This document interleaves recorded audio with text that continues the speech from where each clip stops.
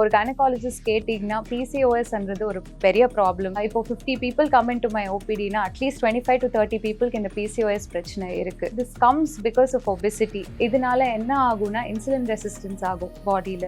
So இதனால all of this will lead to infertility. Sari கட்டினா கேன்சருக்கான வாய்ப்பு இருக்கான்ட்டு இப்போ எல்லோரும் பயப்பட வேண்டாம். சாரி கட்டுறதுனால கேன்சர் வரணுன்றது அவசியம் கிடையாது. பட் இதில் என்ன ஒரு முக்கியமான விஷயம்னா எனி ஃபோக்கஸ் இந்த பாடி, அதாவது உடலில் வந்து எங்கே வேணாலும் வந்து க்ரானிக் அல்சர், அதாவது இரிட்டேஷன் இருந்ததுன்னா 10-15 வருஷத்தில் ஸ்கின் கேன்சர் ஆகிறதுக்கான வாய்ப்பு இருக்குது.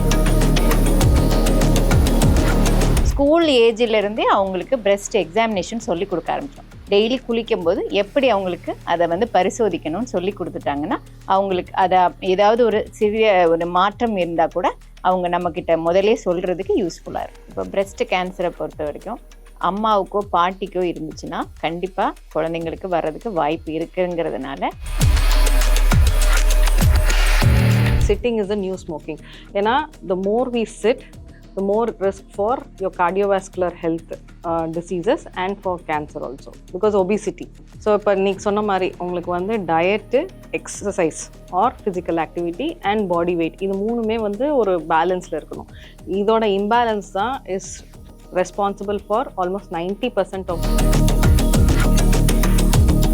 We see a lot of patients வேறு இப்போ கன்சீவ் ஆகுறதுக்கு கஷ்டமாக இருக்குது, கல்யாணம் ஆகிடுச்சு, ஒரு ஐ பின் ட்ரையிங், இல்லை தள்ளி போட்டோம் மேடம், ஒரு 5 years கழிச்சு பிளான் பண்ணிக்கலான்னு. அப்போது அவங்க வரும்போது they'll already be in their 35-36. So there is a proven study that fertility declines with age. அதாவது ஒரு பெண் எப்போ வந்து ஒரு குழந்தை பிரசவித்துவிட்டு முழுமையாக பால் கொடுக்குறாங்களோ அப்போ பிரெஸ்டோட வளர்ச்சி வந்து 100% கம்ப்ளீட் ஆகுது. பால் கொடுக்காத பிரெஸ்ட்டுக்கும் ஒரு நல்ல பால் ஊட்டின தாய்மாரோட பிரெஸ்ட்டையும் பார்த்தீங்கன்னா 100% வளர்ந்துருக்கும். ஸோ அதில் வந்து உங்களுக்கு கேன்சர் ரிஸ்க் வந்து குறைவு. அதுக்காக இவங்களுக்கு வரக்கூடாதுன்னெலாம் கிடையாது. ஸோ கம்பேர் பண்ணும்போது ஒரு 100% வளர்ச்சி அடைந்த பிரெஸ்ட்டில் கேன்சரோட சான்சஸ். லிப்ஸ்டிக்னு இல்லை, any face creams that you are using, சில ஸ்கின் க்ரீம்ஸ் அண்ட் ஆக்னே ட்ரீட்மெண்ட்ஸில் வந்துட்டு ரெட்டினாய்ட்ஸ் இருக்கும். ஓகே. அண்ட் அது வந்துட்டு ஆக்னே ரிடக்ஷனுக்கு கொடுப்பாங்க. பட் தெரியாமல் தேல் conceive. These retinoids are extremely harmful for the foetus. அந்த ஃபீட்டஸில் நிறைய அப்நார்மாலிட்டிஸ் டெவலப் ஆகி அபார்ஷன் பண்ணுற வரைக்கும் ஆகும்.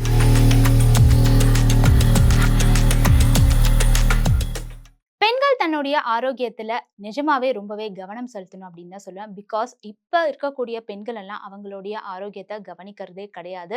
அதனால என்ன மாதிரியான பாதிப்புகள் வருது, என்ன மாதிரியான நோய்கள் வருது அப்படின்றதெல்லாம் இன்னைக்கு நம்ம பார்க்க போறோம். அது மட்டும் இல்ல, என்ன மாதிரியான உணவுகள் பெண்கள் சாப்பிடலாம், என்ன மாதிரியான உணவுகள் பெண்கள் சாப்பிடக்கூடாது, அவங்க எப்படியெல்லாம் வந்து ப்ரிகாஷனா இருக்கணும் அப்படின்றத பத்தி நம்ம கிட்ட ஷேர் பண்றதுக்காக இன்னைக்கு நம்ம கூட 3 பெண் மருத்துவர்கள் வந்திருக்காங்க. ஃபர்ஸ்ட் அவங்கள வெல்கம் பண்ணிடலாம். வணக்கம். வணக்கம். முதலாவதா நம்ம யாரை வெல்கம் பண்ண போறோம் அப்படின்னு பாத்தீங்கன்னா doctor Shanthi, Kaveri hospital consultant general surgeon. Welcome ma'am. வணக்கம். இரண்டாவதா யாரை வெல்கம் பண்ண போறோம் அப்படின்னு பாத்தீங்கன்னா doctor Veda Padmapriya, MGM hospital. So இவங்க வந்து senior consultant breast oncologist. Welcome ma'am. மூன்றாவதா யாரை வெல்கம் பண்ண போறோம் அப்படின்னு பாத்தீங்கன்னா doctor Sahitha from Prashanth hospital. So இவங்க gynaecologist and fertility specialist. Welcome ma'am. இப்ப இருக்கக்கூடிய காலகட்டத்துல பெண்களுக்கு வந்து விதவிதமான பல நோய்கள் எல்லாம் வர ஆரம்பிச்சிடுச்சு. ஸோ இப்போ ரீசெண்டா நான் கேள்விப்பட்டது என்ன அப்படின்னு பாத்தீங்கன்னா, பெண்கள் வந்து புடவை கட்டும் போது அந்த இன்ஸ்கர்ட்டை ரொம்ப டைட்டா வேர் பண்றாங்கல்ல, ஸோ அதனால வந்து கேன்சர் வருது அப்படின்னு சொல்லிட்டு ஒரு விஷயம் ட்ரெண்டிங்கா போயிட்டு இருந்துச்சு. பட் அது எந்த அளவுக்கு உண்மை அப்படின்றது எங்களுக்கு தெரியல. ஸோ மருத்துவர்களாகிய நீங்க சொல்லுங்க மேம். மௌனம் சம்மதம் எடுத்துக்கலாமா?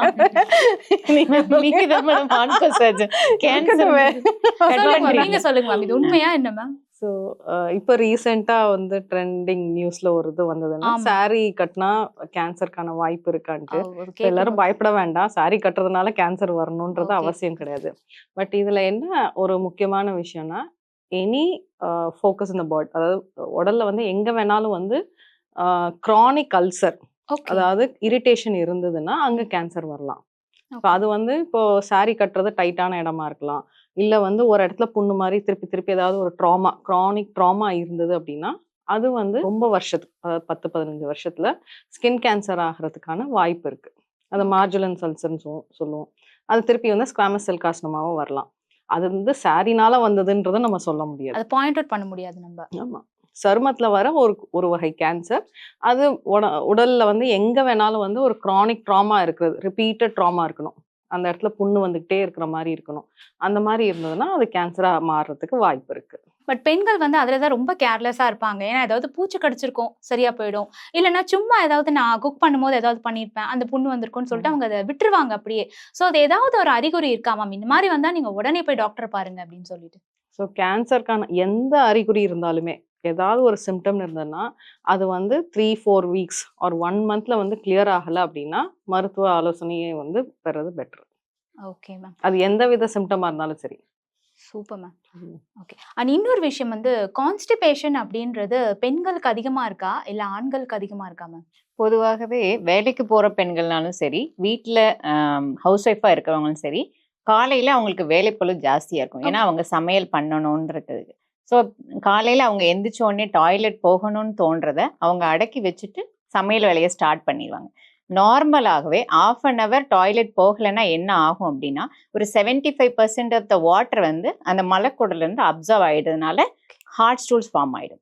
செகண்ட் திங் என்ன நடக்கும் அப்படின்னு பார்த்தீங்கன்னா, ஆட்டோமேட்டிக்காக டாய்லெட் போகணும்னு தோன்ற விஷயம் வந்து போயிட்டு கொஞ்சம் நேரம் கழிச்சு அவங்க டாய்லெட் போகும்போது அவங்க அதிகப்படியாக ஸ்ட்ரெயின் பண்ணி முக்கிற மாதிரி ஆகிடும். ஸோ அவங்க டெய்லியுமே லேட்டாக அந்த நேரத்தை வந்து தள்ளி போட்டுட்டு ஸ்ட்ரெயின் பண்ணி முக்கிறதுனாலையும் ஹார்ட் ஸ்டூல்ஸ் வர்றதுனாலையும் தான் மோஸ்ட் ஆஃப் த ஃபீமேல்ஸ்க்கு வந்து கான்ஸ்டிபேஷன் ப்ராப்ளம் வருது. ஸோ பெட்டர் பெண்கள் வந்து கொஞ்சம் ஏர்லியராக எழுந்திரிச்சிட்டு அதுக்குன்னு டைம் கொடுத்து போனாங்கன்னா கான்ஸ்டிபேஷனை கொஞ்சம் அவாய்ட் பண்ணிக்கலாம்.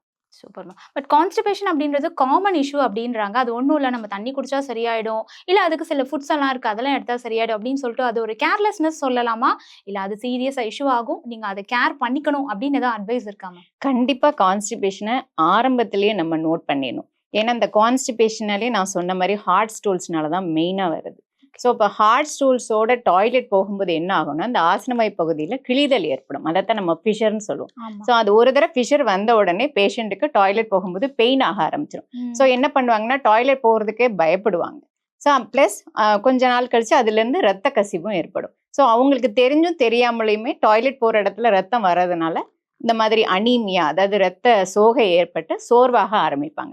ஸோ கான்ஸ்டிபேஷன் தானேன்னு சொல்லிட்டு தண்ணி நிறைய குடிக்கிறதோ, அவங்களே சொந்தமாக வந்து கை வைத்தியம் பண்ணிக்கிறதையோ கண்டிப்பாக அவாய்ட் பண்ணிட்டு, கான்ஸ்டிபேஷன் வந்தாலே டாக்டர் அட்வைஸை நீங்கள் ஏர்லியராகவே அவங்க கேட்டுட்டாங்கன்னா, என்ன ப்ராப்ளம் உங்களுக்கு இருக்குது, உண்மையிலேயே உங்களுக்கு டாய்லெட் ட்ரைனிங் கொடுத்தா போதுமா, இல்லை மருந்து மாத்திரைகள் தேவைப்படுமா, ஃபுட்டில் சரி பண்ணிடலாமான்னு சொல்லிட்டு மருத்துவர் உங்களை வந்து பரிசோதிச்சுட்டு அதுக்கு தகுந்தாப்புல அட்வைஸ் பண்ணுவாங்க. ஸோ கான்ஸ்டிபேஷன் தானேன்னு லேசாக எடுத்துக்க கூடாது. அண்ட் ஃபுட்டுன்னு சொல்லும்போது ஒரு விமன் வந்து ஃபுட்டில் ரொம்ப ரொம்ப கான்சென்ட்ரேட் பண்ணணும். அதுதான் அவங்களுக்கு வந்து கடைசி வரைக்கும் அவங்கள ஆரோக்கியமாக வச்சுக்கும். ஸோ இந்த மாதிரியான ஹெல்த்தி ஃபுட்ஸ் எல்லாம் வந்து ஒரு பெண் வந்து சாப்பிடணும். எந்தெந்த விஷயம்லாம் அவாய்ட் பண்ணணும்? ஸோ எனிதிங் ஹெல்த்திங்க, ஐ வுட் சே ஃபர்ஸ்ட் வந்துட்டு ஃப்ரெஷ் ஃப்ரூட்ஸ் அண்ட் வெஜிடபிள்ஸ் ரொம்ப ரொம்ப இம்பார்ட்டண்ட். இப்போ எல்லாமே வந்துட்டு ஒரு ஃபாஸ்ட் ஃபுட் ஜென்ரேஷனாகவே ஆயிருக்கு. எல்லாரும் வெளியே போய் சாப்பிடுவாங்க. ஒரு 2 secondsல ஒரு ஸ்விக்கி ஜொமேட்டோ இருக்குது நமக்கு. எவ்ரிடே ஒரு விதவிதமாக ஆர்டர் பண்ணி சாப்பிட்றாங்க. Anything processed, cooked outside, அந்த குவாலிட்டி ஆஃப் ஆயில் எப்படி இருக்கும், இது எல்லாமே நம்ம பார்த்து இது பண்ணணும்.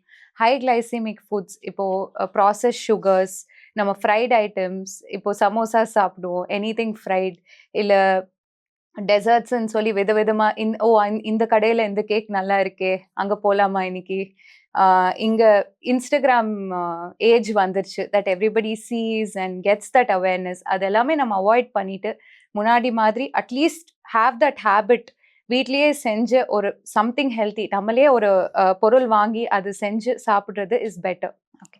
நீங்கள் சொன்ன மாதிரி வந்து இப்போ லேட் நைட் வீட்டுக்கு வரும், அதனால உடனே ஆர்டர் போட்டுருவாங்க. அந்த வீட்டில் சமைக்கிறதுன்றது வீக்லி ஒன்ஸ் ஆயிடுச்சு. முன்னாடி வீக்லி ஒன்ஸ் சாப்பிட போவாங்க, இப்போ சமைக்கிறதே வீக்லி ஒன்ஸ் ஆயிடுச்சு. ஸோ எந்த அளவுக்கு நம்ம வந்து வெளில சாப்பிடலாம், ஒரு லிமிடேஷன்ஸ் வச்சுக்கலாம்ல. ஸோ வீக்லி இத்தனை நாள் நீங்கள் கடையில் சாப்பிடலாம், மற்ற நாள் வீட்டில் சாப்பிட்றது ரொம்ப நல்லது அப்படின்னு ஏதாவது ஒரு சர்க்குலேஷன் நம்ம வச்சுக்கலாமா ma'am? Maybe weekly once R twice ஓகேங்க. பட் ஆக்சுவலி நமக்கு இதனால நிறைய ப்ராப்ளம்ஸ் வருது. இப்போது ஒரு கைனகாலஜிஸ்ட் கேட்டிங்கன்னா பிசிஓஎஸ்ன்றது ஒரு பெரிய ப்ராப்ளம். இப்போ 50 people come into my OPDனா அட்லீஸ்ட் 25 to 30 peopleக்கு இந்த பிசிஓஎஸ் பிரச்சனை இருக்குது. அப்படின்னா it's polycystic ovaries and this comes because of obesity. weight Okay. is an issue. இதனால என்ன ஆகும்னா insulin resistance ஆகும் பாடியில். ஸோ இதனால all of this will lead to infertility also. So இதெல்லாமே நம்ம பார்த்துட்டு முதலேருந்தே it should be a habit that childhoodலேருந்து நம்ம educate பண்ணணும் எல்லாரையும்.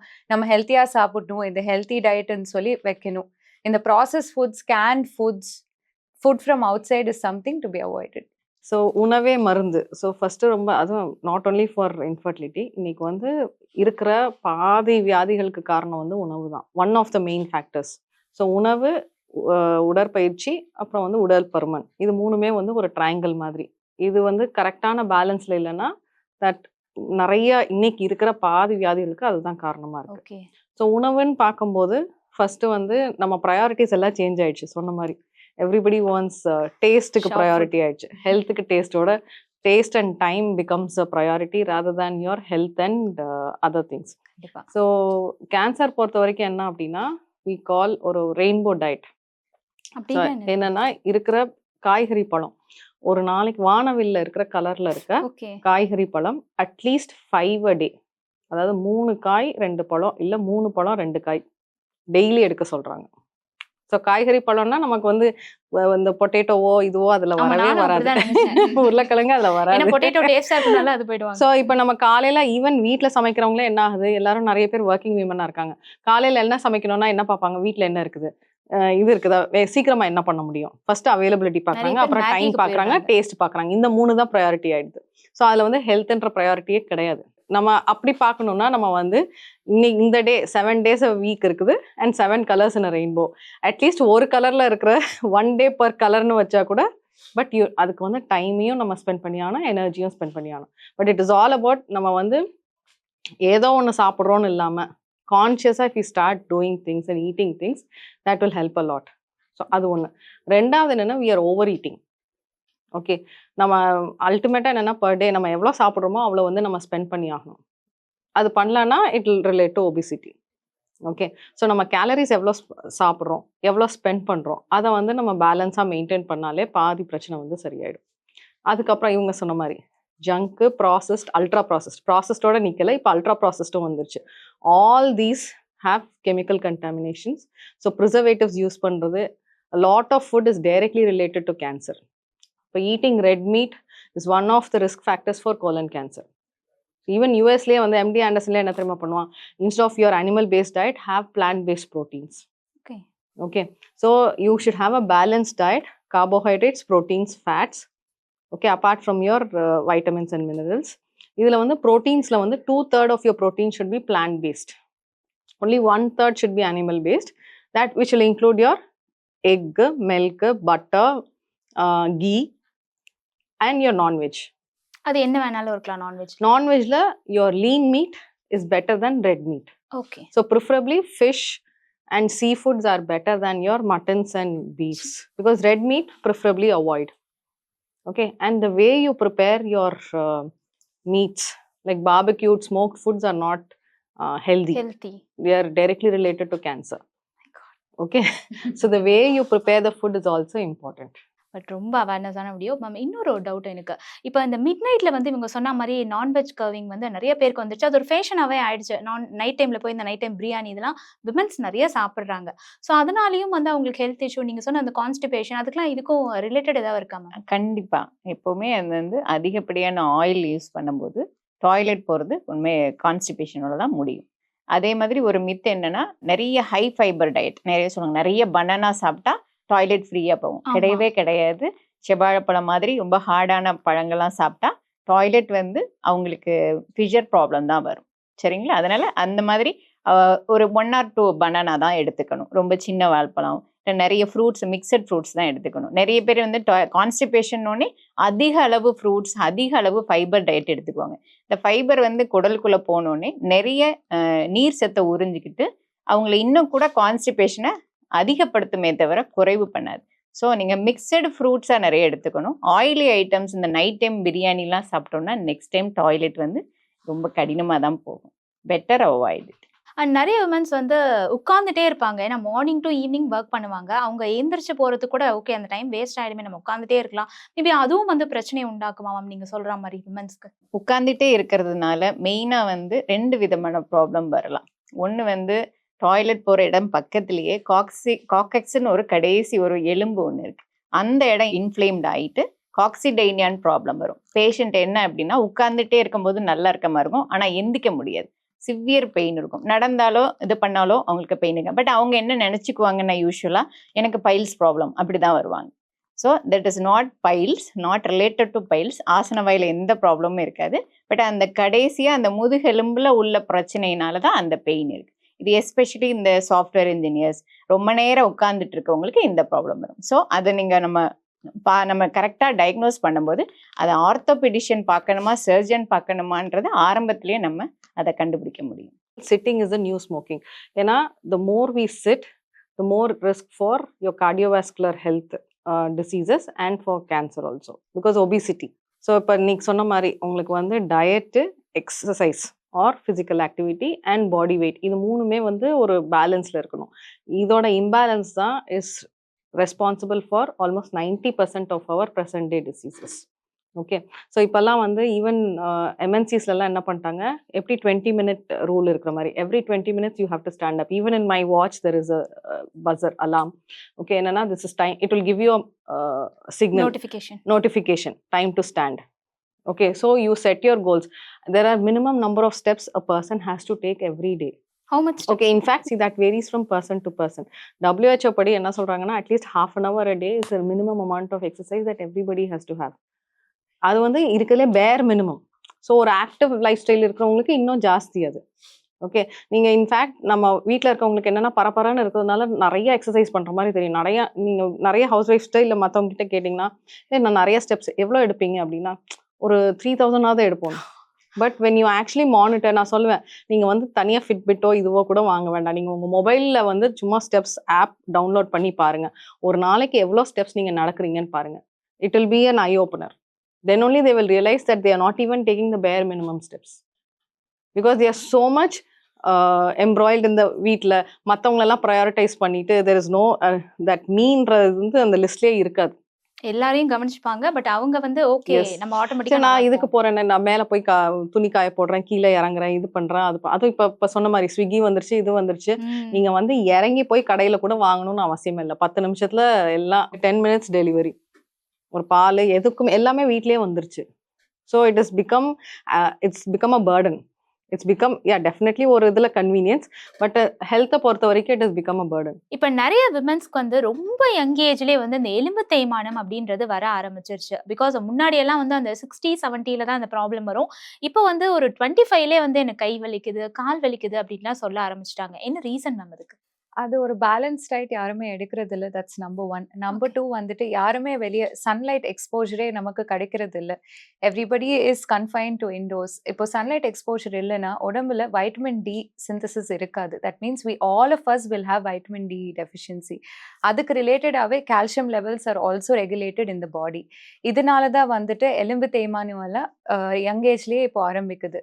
ஸோ ஒரு well balance diet and something outdoor activity. இப்போது there are hours morning 7 to 9 AM அந்த மாதிரி வெளியே போகணும். ஒரு evening light 4 to 5, not in the mid afternoon ஒரு சன்ல போய் அப்புறம் நம்மள அடையாளம் தெரியாது. அதுதான் அங்க போய் நில்லுங்கன்னு சொல்றது கிடையாது. But these are the hours which are recommended.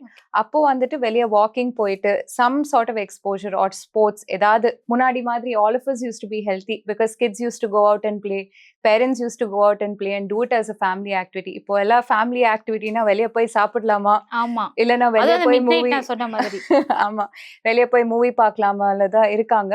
So இந்த மாதிரி ஒரு ஆக்டிவிட்டிஸ் நம்ம சின்ன வயசுலேருந்து இன்கல்கேட் பண்ணோம்னா we can raise healthy adults. Vitamin D எடுத்துக்கிட்டிங்கன்னா சன்லைட்லேருந்து தான் வருது. பட் அதுக்குன்னு ஒரு டைம் இருக்கு. அட்லீஸ்ட் மோர் தென் 7 minutes நீங்கள் சன்லைட் எக்ஸ்போஸ் ஆனால் மட்டும்தான் வைட்டமின் டி கிடைக்கும். ஒரு 5 minutes நின்னா அது நாட் யூஸ்ஃபுல் கிடையாது. Plus most of the time நமக்கு வந்து ஃபேஸு, நம்மளுடைய கைகள், மிஞ்சி போனால் கால்களோட கொஞ்சம் பாகம் மட்டும்தான் எக்ஸ்போஸ் ஆகும் சன்ல. வேணா நம்ம ட்ரெஸ் போட்டிருப்போம் அப்படி இல்லையா.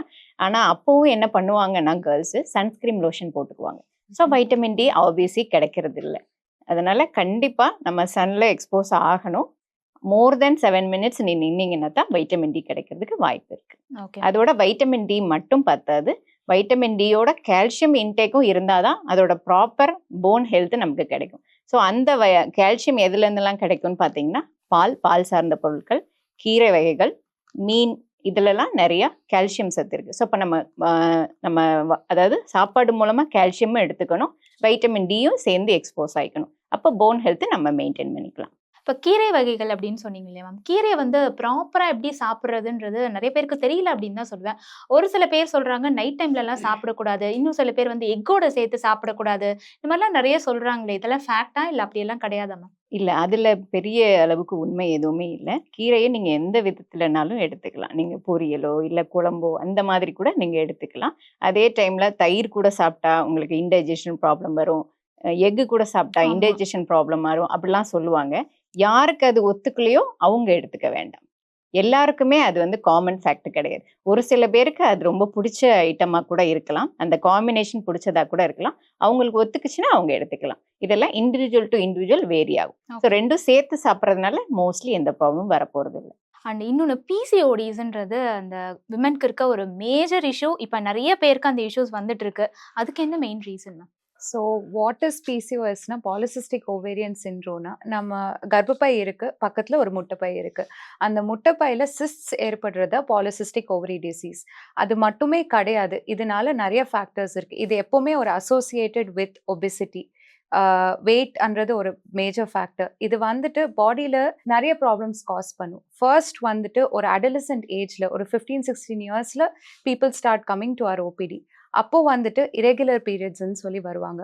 மாதம் கரெக்டாக எங்களுக்கு பீரியட்ஸ் வரல, அது நம்பர் 1 கம்ப்ளைண்ட். இல்லைன்னா ப்ளீடிங் வந்து ரொம்ப அதிகமாக ஆகிட்டே போகுது, வீக் ஆகிடுறாங்க. இப்போ கேர்ள்ஸ் வராங்க 16-17ல், என்னால் எதுவுமே பண்ண முடியல, எனக்கு ரொம்ப வீக்காக ஃபீல் ஆகுது டாக்டர்னு. அப்போ பிளட் பார்த்தோன்னா பிளட் ரொம்ப ஹீமோக்ளோபின் ரொம்ப கம்மியாக இருக்கும். So that is a factor. அதுக்கப்புறம் ஒரு 24-25 ஏஜில் ஆஃப்டர் மேரேஜ் அப்போ வருவாங்க. ஏன்னா கன்சீவ் ஆகுறதுக்கு கொஞ்சம் கஷ்டமாக இருக்குது, நாங்களும் ஒரு 6 months 1 year ட்ரை பண்ணிகிட்ருக்கோம். அது so that is a second cause. Later on in age இதே பிசிஓஎஸ் வந்துட்டு டயபெட்டிஸ் காஸ் பண்ணும். ஸோ எல்லா ஏஜ்லையுமே ஒரு பாலிசிஸ்டிக் ஓவரி டிசீஸ்க்கு கம்ப்ளீட் க்யூர் கிடையாது. நம்ம தான் அது கண்ட்ரோலில் வச்சுக்கிட்டு ரெகுலேட் பண்ணி இருக்கணும். ஸோ பிசிஓஎஸ்ன்றது you have to treat it very early. நம்ம டயக்னோஸ் பண்ண உடனே த ஃபர்ஸ்ட் திங் நான் என்ன அட்வைஸ் பண்ணுவேன்னா, diet. Your diet is very important. High glycemic index இருக்கிற ஃபுட் எல்லாம் கொஞ்சம் அவாய்ட் பண்ணணும். சொன்ன மாதிரி sugars, processed foods, ultra processed foods எல்லாமே நம்ம கட் பண்ணணும். And exercise is a very very important fact in treating PCOS. அது எதனாலனா, this exercise will reduce insulin resistance in the body. அதனால ஃபர்ஸ்ட் ஆஃப் ஆல் ஒரு பாடி வெயிட் குறையும் and PCOD ஆட்டோமேட்டிக்காக improve ஆகிடும். எக்ஸசைஸ் வாட் இஸ் ரெக்கமெண்டட்னா 30 minutes of brisk walking or 30 minutes, இப்போ யங்ஸ்டர்ஸாக வந்திருக்காங்கன்னா 30 minutes of aerobic exercise or yoga. But some brisk exercise is very important and I would recommend it 3 times in a week. Especially on the age group, some 16 yearsலேருந்து start பண்ணி 30 till 35, they can do it. So அதனால அந்த age குரூப்பில் இந்த விதமான exercise is very very helpful. Tablets மட்டுமே கிடையாது, மருந்து மட்டுமே கிடையாது, இது எல்லாமே சேர்த்து நம்ம ஃபாலோ பண்ணணும்ன்றது is very important in PCOS treatment. எக்ஸசைஸ்ன்றப்போ எனக்கு இன்னும் டவுட், இந்த பீரியட்ஸ் டைமில் வந்து நிறைய கேர்ள்ஸ் வந்து எக்ஸசைஸ் பண்ணக்கூடாது அப்படின்னு சொல்கிறாங்க. பட் அது எந்த அளவுக்கு உண்மைன்னு தெரியல. அது வந்து நிஜமாலே உண்மையா மேம்? இல்லை, கண்டிப்பாக கிடையாதுங்க. You can exercise. It's just that அப்போ கொஞ்சம் மூட் ஸ்விங்ஸ் இருக்கும், ஹார்மோனல் இம்பேலன்ஸ்னால ஃபெட்டிக் இருக்கும், அதனால அவாய்ட் பண்ணுவாங்க. But it's not a thing that கண்டிப்பாக நீங்கள் எக்ஸசைஸ் பண்ணக்கூடாது, அந்த மாதிரி எதுவுமே கிடையாது. பட் நான் என்ன சஜஸ்ட் பண்ணுவேன்னா, do what works for you. உங்களுக்கு கம்ஃபர்டபுளாக இருக்குது, நீங்கள் இது பண்ண முடியும் without getting too tired, it's not affecting you, please go ahead and do it. இல்லை ரொம்ப டயர்டாக இருக்குது, ஜஸ்ட் டேக் சம் ரெஸ்ட். சில பேருக்கு பீரியட் பெயினும் இருக்கும், ஸோ அப்போ கொஞ்சம் ரெஸ்ட் எடுத்துக்கோங்க. Will manage the pain and then go back after your cycle ends when you feel better. நம்ம உங்ககிட்ட ஒரு கொஸ்டின். இப்போ நிறைய கேர்ள்ஸ் வந்து அவங்களுடைய மேரேஜை வந்து தள்ளி போட்டுட்டே போகிறாங்க. ஏன்னா வந்து நான் நிறைய சாதிக்கணும், சம்பாதிக்கணும், ஃபர்ஸ்ட் செட்டில் ஆகிட்டு அதுக்கப்புறம் மேரேஜ் பண்ணிக்கிறேன் அப்படின்னு வந்து நிறைய பேர் அது ட்ரெண்டாகவே ஆகிட்டாங்க. So it is good for ஹெல்த்தா மேம்? ஸோ இந்த காலத்தில் வந்து family is also important, career is also கண்டிப்பா. இம்பார்ட்டன்ட். ஸோ ஒரு நம்ம ப்ரீவியஸ் ஜென்ரேஷனில் மேரேஜபிள் ஏஜ்ன்றது வேற மாதிரி இருந்தது. ஈவன் லீகல் ஏஜ் ஆஃப் மேரேஜுமே இப்போ வந்து டிலே ஆகிட்டு தான் வருது. ஆமா ஒரு 10 வருஷம் முன்னாடி மேரேஜபிள் ஏஜ்ன்றது டெஃபினேஷனே வேற இருந்தது. Now it has become even more delayed. Okay, so இதில் என்ன இஷ்யூ அப்படின்னா there something called a physiological age. So விமென்க்கு வந்து family is also important, career is also important, and there something that our body. So இந்த physiological ஏஜ்ன்றது what relates to our body and health. Okay, so there is a time for everything. Okay, so menopause, so we have something called a menstrual life from menarche to menopause. So menarche வந்து previous generation it used to be at 15-16 years. ஆனா இப்பெல்லாம் வந்து it is early menarche. இப்பெல்லாம் வந்து 12 years 11 yearsல எல்லாம் menarche வருது. So any menarcheன்றது onset of periods for the first time. அது வந்து less than 12 years we take it as early menarche. okay So early menarche, late menopause beyond 55 years. ரெண்டுமே like hormonal influence வந்து ஜாஸ்தி ஆகுது, and that in turn is a risk factor for some of the breast cancers also, hormone dependent breast cancers. So அப்படி பார்க்கும்போது உங்களுக்கு marriageable age எப்படி வருது அப்படின்னா delayed marriage and delayed age at first childbirth. So முதல்ல என்னன்னா not breastfeeding was a risk factor for breast cancer, not having children were risk factors. But இப்போ இருக்கிற ட்ரெண்ட்ல there is a slight shift. என்னன்னா delayed age at first childbirth. If the first childbirth வந்து 35 இயர்ஸ்க்கு மேலே இருந்தது அப்படின்னா that is riskier than not having children at all. So இதெல்லாம் வந்து இப்போ ரீசன்ட் ட்ரெண்ட்ஸில் தான் வந்து நம்ம வந்து we are able to face it. So this gives us insight. So suppose you know, okay, நான் வந்து இப்போ வந்து it's not about there are some companies in MNCs which actually suggest cryopreservation and say delay childbearing because they don't want their profit their careers or the company interest to be safeguarded. So company interest is also important, but our interest is also important, and our health is also important. So that should be our priority. So suppose இப்போ நமக்கு தெரிஞ்சதுன்னு வச்சுக்கோங்களேன், இப்போ இந்த not many people are aware of this fact. இப்போ delayed age at childbirth, first childbirth வந்து riskier அப்படின்னு தெரிஞ்சாதானே you will take a decision. அது தெரியலன்னா நீங்க என்ன பண்ணுவீங்க? Okay, let's see, இப்பதானே மேரேஜ் ஆச்சு, இன்னும் 2 வருஷம் கழிச்சு குழந்தை எடுத்து பண்ணிக்கலாம், இல்ல we can plan it after 5 years, இல்ல இன்னும் செட்டில் ஆயிட்டு பண்ணிக்கலாம். Okay, so you taken priorities. Like இப்போ எப்படி டயட்டுக்கு ப்ரையாரிட்டி, ஃபுட்டுக்கு ப்ரையாரிட்டின்னு பார்க்கும்போது டேஸ்ட், டைம், அவைலபிலிட்டினான மாதிரி இதுக்குமே வந்து மற்றது becomes priority rather than your health. So again prioritize your health first. To add on to that, actually இப்போ வந்துட்டு we see a lot of patients where இப்போ கன்சீவ் ஆகுறதுக்கு கஷ்டமாக இருக்குது, கல்யாணம் ஆயிடுச்சு, ஒரு I've been trying, இல்லை தள்ளி போட்டோம் மேடம், ஒரு 5 years கழிச்சு பிளான் பண்ணிக்கலான்னு. அப்போது அவங்க வரும்போது they'll already be in their 35-36. So there is a proven study that fertility declines with age. So இப்போ வந்துட்டு according to most of the studies published in the world, fertile age or fertile window will be anywhere between 20 years to 35 years of age.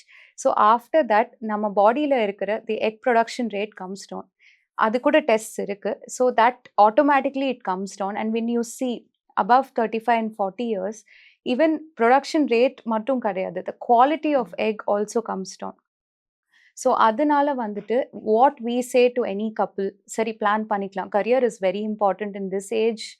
I think all of us agree, and all of us are doctors sitting here, and we've all made that sacrifice, so we definitely understand. So அதுக்கு நாங்கள் என்ன suggest பண்ணுறோன்னா, come get married, but first get tested. First பார்த்துக்கோங்க உங்களுக்கு ஏதாவது issue இருக்கா, உங்கள் AMH level அப்படின்னா ஒரு பாடியில் எக் ப்ரொடக்ஷன் ரேட் எப்படி இருக்குது, ஏஎம்ஹெச் லெவல், இல்லைனா ஒரு சிம்பிள் ஸ்கேன் அல்ட்ராசவுண்ட் எடுத்துக்கோங்க. அதில் வந்துட்டு ஆண்ட்ரல் ஃபாலிகுலர் கவுண்ட்டுன்னு இருக்கும், முட்டைப்பையில் ஆண்ட்ரல் ஃபாலிகுலர் கவுண்ட்டுன்னு சொல்லி ரிப்போர்ட் கொடுப்பாங்க. இது ரெண்டுமே நீங்கள் பண்ணிக்கோங்க. அது வந்துட்டு நார்மலாக இருக்குன்னா எஸ் யூ கேன் வெயிட், கொஞ்சம் தள்ளி நீங்கள் பிளான் பண்ணிக்கலாம். இல்லை நீங்கள் ஸ்டார்ட் பண்ணும்போதே if it is decreased you should act quickly. Before அது கொஞ்சம் கூட டிக்ளைன் ஆகிற வரைக்கும் please do not wait. That is something we tell anybody, any married couple who comes to us, first வந்துட்டு தள்ளி போட்டுக்கலாம். You can plan after 5 years, but get tested first and see if there's a problem. ஒரு problem இருந்துச்சுன்னா you will have to get treated, and conceive as soon as possible. Illa, everything seems all right. Yes, then you can plan according to your convenience. And one more thing to add to that வந்துட்டு இப்போ எனக்கு pregnancy வேண்டாம். I want to do it after a couple of years. But கொஞ்சம் issue இருக்கு. Egg production, your AMH level கொஞ்சம் கம்மியா இருக்கு. இல்லைனா hormone levels are altered. நம்ம என்ன பண்ணலாம்? There is something called cryopreservation of eggs.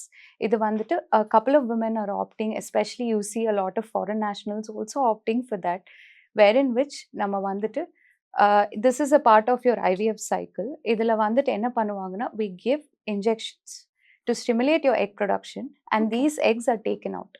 So எடுத்துட்டு cryopreserve, that is they're preserved in the IVF labs across the world. It's allowed.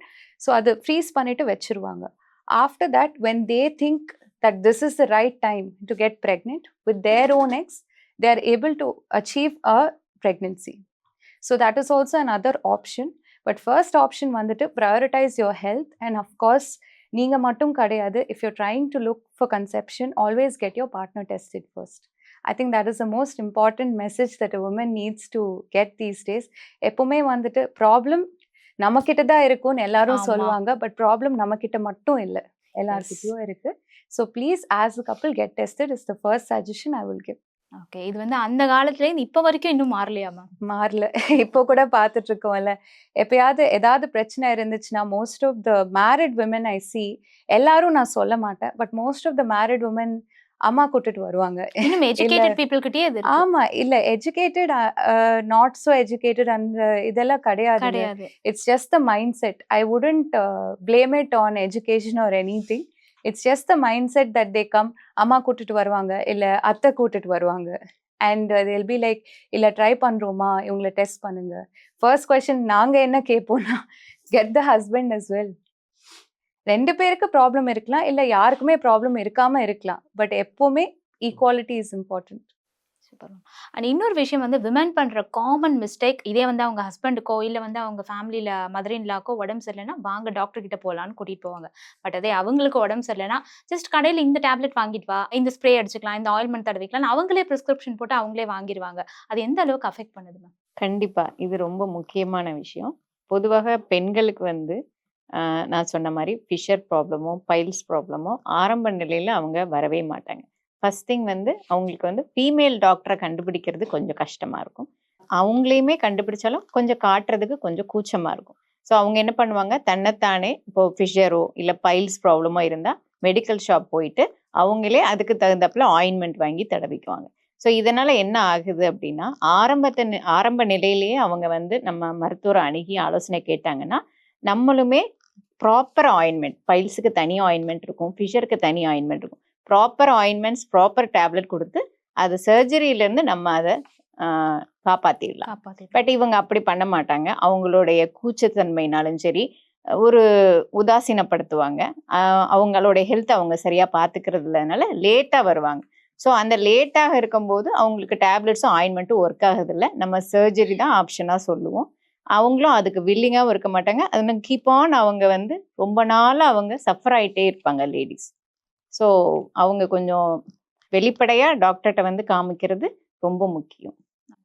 So breast cancer பொறுத்த வரைக்கும் இதே இது வந்து நிறைய பேருக்கு, இன்ஃபேக்ட் வந்து இன்னமும் வந்து நிறைய ரிமோட் ஏரியாஸ் வில்லேஜஸ்லாம் வந்து மெஜாரிட்டி ஆஃப் விமன் வந்து ஸ்டேஜ் 3 தான் ப்ரெசென்ட் ஆகிறாங்க. ஏன் அப்படின்னா உடனே வந்து மருத்துவரை வந்து அணுகிறது இல்லை.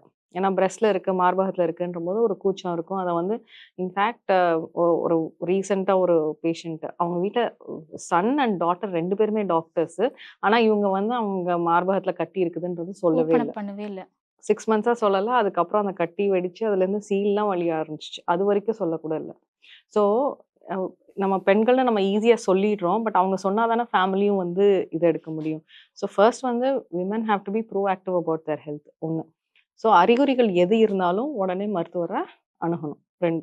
தேர்ட் வந்து என்னென்னா, நீங்கள் வந்து அறிகுறிகள் வர வரைக்கும் வெயிட் பண்ணணும்னு அவசியமே இல்லை. எஸ்பெஷலி பிரெஸ்ட் கேன்சர் பொறுத்தெல்லாம் வரைக்கும் screening is very much effective.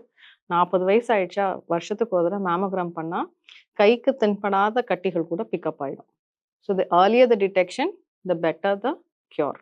மேலும் இப்போ பிரெஸ்ட் கேன்சரை பொறுத்த வரைக்கும் அம்மாவுக்கோ பாட்டிக்கோ இருந்துச்சுன்னா கண்டிப்பாக குழந்தைங்களுக்கு வர்றதுக்கு வாய்ப்பு இருக்குங்கிறதுனால இப்போ அம்மாக்களோட ஏஜ் ஒரு 40 வயசுல அவங்களுக்கு கேன்சர் வந்துருந்துச்சுன்னா கண்டிப்பாக அவங்களுடைய பொண்ணுங்களுக்கு 30 வயசுலேருந்தே ஸ்க்ரீனிங் ஆரம்பிக்கணும். நிறைய பேர் அம்மாக்களுக்கு கேன்சர் இருந்தால் கூட அதை அவங்க சரியான ஏஜில் ஃபாலோ பண்ண மாட்டாங்க. ஸோ லேட்டர் ஸ்டேஜில் தான் வர மாதிரி இருக்குது. ஸோ பேரண்ட்ஸுக்கு ஒரு இயரில் வந்து கேன்சர் வந்துச்சுன்னா அதுலேருந்து 10 வருஷத்துக்கு முன்னாடியே குழந்தைங்களுக்கு ஸ்க்ரீனிங் ஸ்டார்ட் பண்ணிடணும். ப்ளஸ் ஸ்கூல் போகிற குழந்தைங்கள்லேருந்து வயது வந்த குழந்தைங்கள்லேருந்து பிரெஸ்ட் செல்ஃப் எக்ஸாமினேஷன் சொல்லி கொடுத்துட்டு ஸ்கூல் ஏஜிலேருந்தே அவங்களுக்கு பிரெஸ்ட் எக்ஸாமினேஷன் சொல்லி கொடுக்க ஆரம்பிச்சிடும். டெய்லி குளிக்கும் போது எப்படி அவங்களுக்கு அதை வந்து பரிசோதிக்கணும்னு சொல்லி கொடுத்துட்டாங்கன்னா அவங்களுக்கு அதை ஏதாவது ஒரு சிறிய ஒரு மாற்றம் இருந்தால் கூட அவங்க நம்மக்கிட்ட முதலே சொல்கிறதுக்கு யூஸ்ஃபுல்லாக இருக்கும். Okay ma'am. அண்ட் காமனாக விமன்ஸ்க்கு வந்து பீரியட்ஸ் டைமில் பெயின் வரும். பட் ஒரு சில பேருக்கு ரொம்பவே அப்நார்மலாக இருக்கும் அந்த பெயின். பட் அதை என்ன நினைப்பாங்க, ஓகே இட்ஸ் நார்மல், அந்த 3 டேஸில் சரியாக போயிடும்னு விட்டுடுவாங்க. பட் அதெல்லாம் வந்து நிஜமாலே நார்மலாக இதில் அதுலேயும் ஏதாவது ரிஸ்க் ஃபேக்டர்ஸ் இருக்கா மேம்? ஸோ பீரியட் பெயின் பொறுத்த வரைக்கும் any pain which doesn't affect your day to day activities. Okay. So if you go to work கொஞ்சம் பெயின் இருக்குது but it doesn't affect your day to day ஆக்டிவிட்டீஸ்னால் you can continue and you can wait. But சில பேருக்கு வந்துட்டு நிறைய patients வருவாங்க, I'm not able to get out of my bed doctor, என்னால் ரொம்ப முடியல, இல்லைன்னா எனக்கு தலை சுற்றுது, எனக்கு ரொம்ப முடியல, தட் 3-4 டேஸ் அந்த பீரியட்ஸ் வரப்பெல்லாம் நான் லீவ் எடுத்துட்ருக்கேன் from my job or from my college. இந்த மாதிரினா the first thing you need to do is meet a doctor. அது ரொம்ப ரொம்ப இம்பார்ட்டண்ட்டுங்க. ஏன்னா அது வந்துட்டு நம்ம பார்க்கணும் என்ன நோய் இருக்குன்னு ஃபர்ஸ்ட் நம்ம பார்க்கணும். அதனால please go consult your doctor. இது வந்துட்டு நிறைய டெஸ்ட் பண்ணுவாங்க, பயமாக இருக்கே சர்ஜரின்னு ஏதாவது சொல்ல போகிறாங்களா, இந்த மாதிரி கேள்வி கேட்குறவங்க இருக்காங்க. பட் ஃபர்ஸ்ட் வந்து ஒரு சிம்பிள் எக்ஸாமினேஷன், ஏதாவது கட்டி இருக்கா, ஏதாவது இஷ்யூ இருக்கா, இல்லை அதுக்கப்புறம் ஒரு நான் இன்வேசிவ் டெஸ்ட், ஒரு அல்ட்ராசவுண்ட் ஸ்கேன் மட்டும் பண்ணாவே நமக்கு என்ன இஷ்யூ இருக்குன்னு தெரிஞ்சிடும். அதனால ஒரு சிம்பிள் டெஸ்ட் இருக்கிறதுனால you don't have to suffer. அதுக்குமே வந்துட்டு எல்லா ஆன்சருமே சர்ஜரி கிடையாது எல்லாத்துக்குமே. there are tablets, there are medication which can control that. அதனால first please go meet your doctor. உங்களுக்கு இது வந்து நார்மல் இல்லைன்னா just go meet your doctor. அவங்க பார்த்துட்டு அவங்க சொல்லுவாங்க அது நார்மலா அப்நார்மலான்னு. அதுக்கப்புறம் நீங்கள் ப்ரொசீட் பண்ணலாம். மேலும் ஒவ்வொரு மாதவிடாய்க்கு முன்னாடியுமே பெண்களுக்கு சைக்கிளிக்கல் மேஸ்டாலஜி நீங்கள் கேட்ட மாதிரி பிரெஸ்ட் வந்து கொஞ்சம் கனமாக இருக்கிற மாதிரியும் பெயின்ஃபுல்லாக இருக்கிற மாதிரியும் இருக்கும். பீரியட்ஸ் முடிஞ்ச உடனே அது ஃப்ரீ ஆகிடு ரிலாக்ஸ்டாக இருக்க மாதிரி இருக்கும். இது வந்து வெரி நார்மல் கண்டிஷன். இதில் எந்த பயமும் தேவையில்லை. இது கேன்சர் சம்மந்தமாக எந்த விதம் இல்லை. இது நார்மல் ஃபிசியாலஜிக்கல் ப்ராப்ளம். ஸோ பீரியட்ஸ்க்கு முன்னாடி 2-3 டேஸ் வந்து பிரெஸ்ட் கொஞ்சம் பெயின்ஃபுல்லாகவும் கனமாகவும் இருக்கும். பீரியட்ஸ்க்கு அப்புறமா அது வந்து சரியாயிடும். இது ஒன்றும் ப்ராப்ளம் கிடையாது. உங்களுக்கு ரொம்ப அதீத பெயின் இருந்துச்சுன்னா பெயின் ரிலீவர் எடுத்துக்கலாம். ஸோ அந்த பிரெஸ்ட் கேன்சர் அப்படின்றது இந்த மார்பக சைஸ் வச்சும் வரும். ரொம்ப பெருசாக இருந்தால் தான் பிரெஸ்ட் கேன்சர்லாம் வரும், பயப்படுவாங்க அப்படின்லாம் ஒரு விஷயம் இருக்கே, அதெல்லாம் மித்தா இல்லை? Myth. So breast cancer can affect any woman. Anyone. It can occur in men also. Okay, அதுவும் தெரிஞ்சுக்கோங்க. மென்க்கும் வரும். ஆமா. So 1 out of 100 breast cancer can occur in men. Gender is the most common risk factor. So majority of breast cancers வந்து பெண்களுக்கு தான் வரும். அதுலேயுமே ஒரு தாய்மார்கள், அதாவது ஒரு பெண் எப்போ வந்து ஒரு குழந்தை பிரசவித்துட்டு முழுமையாக பால் கொடுக்குறாங்களோ அப்போ பிரெஸ்டோட வளர்ச்சி வந்து 100% கம்ப்ளீட் ஆகுது. பால் கொடுக்காத பிரெஸ்ட்டுக்கும் ஒரு நல்ல பால் ஊட்டின தாய்மாரோட பிரெஸ்ட்டையும் பார்த்தீங்கன்னா 100% வளர்ந்துருக்கும். ஸோ அதில் வந்து உங்களுக்கு கேன்சர் ரிஸ்க் வந்து குறைவு. அதுக்காக இவங்களுக்கு வரக்கூடாதுன்னெலாம் கிடையாது. ஸோ கம்பேர் பண்ணும்போது ஒரு 100% வளர்ச்சி அடைந்த பிரெஸ்ட்டில் கேன்சரோட சான்சஸ் கம்மி. ஸோ அதனால தான் எல்லாரையும் பிரெஸ்ட் ஃபீட் பண்ணுங்கன்னு மோட்டிவேட் பண்ணுறாங்க. அப்போ நீங்கள் சொல்கிற மாதிரி இப்போ இந்த லேட் மேரேஜஸ்லாம் தள்ளி போடுறாங்கல்ல, ஸோ அவங்களுக்கு நீங்கள் சொல்கிற மாதிரி பிரெஸ்ட் ஃபீடிங்லாம் லேட்டாக தான் வரும் இல்லையா? ஸோ அதில் என்ன மாதிரி ரிஸ்க் ஃபேக்டர் ஏதாவது இருக்காமா? இல்லை, மேடம் சொன்ன மாதிரி லேட் பர்த்தே வந்து இப்போ ரிஸ்க் ஃபேக்டர்னு சொல்கிறாங்க இல்லையா? ஓகே. ஸோ அப்போ late birth, late breastfeeding also risk factor for so முதல்ல எப்படின்னா breastfeeding was risk factor. Now பிரெக்னன்சியே வந்து ரேரா போயிடுது. So no pregnancy is a risk factor, அந்த மாதிரி ஆயிடுது. ஸோ இப்போ லைஃப் ஸ்டைல் சேஞ்சஸ்ன்னு வந்து விமன்ஸ் கிட்ட நிறைய வந்துச்சு. நான் சொன்ன மாதிரி உமன்ஸ்லாம் ரொம்ப அட்வான்ஸாக போயிட்டாங்க. நான் சொன்ன அந்த மிட் நைட் ஃபுட் இதெல்லாம் வருது இல்லையா? ஸோ இதுவும் ப்ரெக்னன்சி அஃபெக்ட் பண்ணுமா மேம்? கண்டிப்பாங்க. பிகாஸ் இப்போ நம்ம இப்போதான் ஒவேரியன் ரிசர்வ் பத்தி பேசணும். நம்ம ஒரு சிம்பிள் டெஸ்ட் இருக்குங்க. பாடியில ஒரு egg production rate. So high cholesterol, obesity இது எல்லாமே which will cause hormonal imbalance also. So இது எல்லாமே ஒரு ரிஸ்க் ஃபேக்டர் தான் ஃபர்டிலிட்டி டிக்ளைனுக்கு. So all of this directly or indirectly effect. அது இல்லாம இப்போ வந்துட்டு நீங்க பார்த்தீங்கன்னா, இந்த புவர் ஒவேரியன் ரிசர்வ்க்கு the other factors are pollution. We live in a polluted world. உங்களுக்கே தெரியும் ஏர் குவாலிட்டி இண்டெக்ஸ் சொல்லுவாங்க, parts per million in pollution சொல்லுவாங்க. And of course the injection of microplastics. Newer studies tell us that all of our food நம்ம என்ன ingest பண்றோம், the lotions we use or anything, the cosmetics we use, all of them have microplastics. There was one study where they found microplastics in breast milk. So அந்த level contaminated வேர்ல்டில் நம்ம வாழ்கிறோம். So கண்டிப்பாக வந்துட்டு அந்த fertility decline and இது எல்லாமே அந்த என்வாயன்மெண்டல் ஃபேக்டர்ஸும் இருக்குது. இதெல்லாம் நம்ம கரெக்ட் பண்ணலாம். இந்த என்வாயன்மெண்ட்டை நம்ம எதுவும் பண்ண போகிறதில்ல. பட் அட்லீஸ்ட் இந்த கரெக்டபிள் ஃபேக்டர்ஸ் நம்ம கொஞ்சம் ரெக்டிஃபை பண்ணிவிட்டு ஹெல்த்தியாக சாப்பிட்டு ஆரம்பித்தோன்னா this will really improve. And one more thing I see in a lot of women these days is stress. எல்லாருமே எப்போவுமே ஸ்ட்ரெஸ்ட் அவுட்டாக இருப்பாங்க. Especially your IT crowd, target based life. All of that is a risk factor. Unlimited stress தான். So all of this is a risk factor. Okay, இது காமனாக கேட்குறேன் ma'am. இப்போ அந்த ஸ்ட்ரெஸ்ஸை வந்து விமனுக்கு வந்து எப்பவுமே ஒரு லெவலாக வச்சுக்கணும், டிப்ரெஸ் ஆகக்கூடாது அப்படின்றதுக்கு ஏதாவது டிப்ஸ் சொல்லுங்களேன். ஸோ ஸ்ட்ரெஸ் வந்து stress is not an external factor. Stress is basically the resilience to pressure. So pressure is an external factor. Stress is how you react to it. Okay, so a lot of things, when you define health, it is a state of well-being, not only at the physical level. It has to be at the physical, mental, spiritual and all dimensions by WHO definition. So nama body is one factor. Okay, now stress nama idu pannom appadina we have to work at the mind and soul level. So if you work at the soul level, soul, mind, body, everything will align. Okay, so that will keep you stress free. There's something called eustress, there's something called distress. Stress is actually normal. Eustress is good stress. It will motivate you. Exam irukudundradhu, it will motivate you to get marks. But you should not be distressed. Distress is when you are too overreacting for it. Exam tension la vandu exam எழுதாம இல்ல ஆன்சரை பாதி எழுதாம வரதுன்றது distress. So it's how you handle stress, how you react to it. And it is very much doable. So stress-க்கான main reason என்னன்னா our habits, our lifestyle. So physical activity will help you alleviate stress. Enough sleep, adequate sleep. Daily வந்து at least 6 hours of sleep or 6 to 8 hours of sleep is definitely required. Deep sleep without any disturbance. No addictions, including mobile, because that takes away most of your time.